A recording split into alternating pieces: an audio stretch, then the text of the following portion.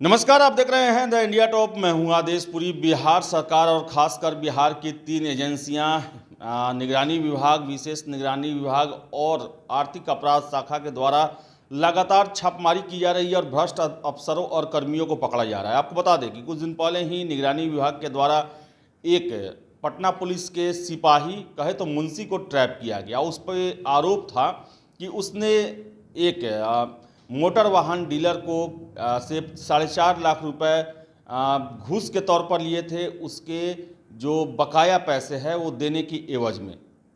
आपको बताएं कि जब एक मुंशी ने 4.5 लाख रुपए लेते हुए रंगे हाथों पकड़ा गया तो ये आशंकाएं निकली, ये एक स्वाभाविक बात निकली कि क्या एक सिपाही की हैसियत है कि वो 4.5 लाख रुपए घूस के तौर पर ले। ऐसे में निगरानी विभाग को शक हुआ कि हो न हो इसमें बड़े जो अधिकारी हैं उनकी संलिप्तता जरूर होगी। और इसके बाद जो गिरफ्तार जवान था दीपक कुमार सिंह, उसके कॉल डिटेल्स और उसकी अन्य गतिविधियों की जांच की गई तो पता चला कि जिस दिन वो ट्रैप हुआ उस दिन वो लगातार एक डीएसपी के संपर्क में था। उसने कई बार बातें की और उन बातों में पैसों का लेन देन साफ स्पष्ट होता है, लेकिन अंकों में कितना लाख या कितना हज़ार पैसा लेना है ये चीज़ का जिक्र नहीं है। आपको बता दें कि जब ट्रैप हुआ तो उसकी बात की रिकॉर्डिंग जो है निगरानी विभाग के हाथ लगी और इसमें जिक्र था कि डीएसपी साहब लगातार कह रहे थे कि पिछले पेमेंट में भी मुंह खोलकर कुछ नहीं बोले और वह कुछ दिया भी नहीं। इस अंतिम पेमेंट में तो कुछ तो होना चाहिए, इसे देख लो। आपको बता दें कि कितने रुपए लेने हैं और सिपाही को से लेकर डीएसपी तक कितने की हिस्सेदारी होगी यह स्पष्ट नहीं है। फिर भी पूरी बातचीत में पैसे के लेन देन की बात पूरी तरह स्पष्ट होती है। राशि के आंकड़ों को छोड़कर इसके लेन देन से जुड़ी पूरी कहानी फ़ोन रिकॉर्डिंग बयां करती है। तो आपको बता दें कि पुलिस विभाग में एक जनरल लोग को कहा भी जाता है, लोगों की भाषा है और सुनने को मिलता है ऐसा कि कभी भी बड़े अफसर नहीं लेते हैं पैसा। उनके एक शागिर्द होते हैं, सिपाही में ही कोई होते हैं जो कि बॉस होते हैं, जो वही उनके लिए वसूली का काम करते हैं।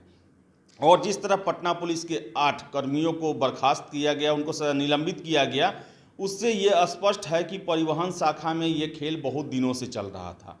और यहाँ पर जो होता है कि पुलिस जो है वो कॉन्ट्रैक्ट पर, भाड़े पर गाड़ियों को लेती है और वो ट्रेवल एजेंसी को पैसे देती है और यही पैसे भुगतान को लेकर जो है वो भुगतान के लिए पैसों की मांग की जाती है।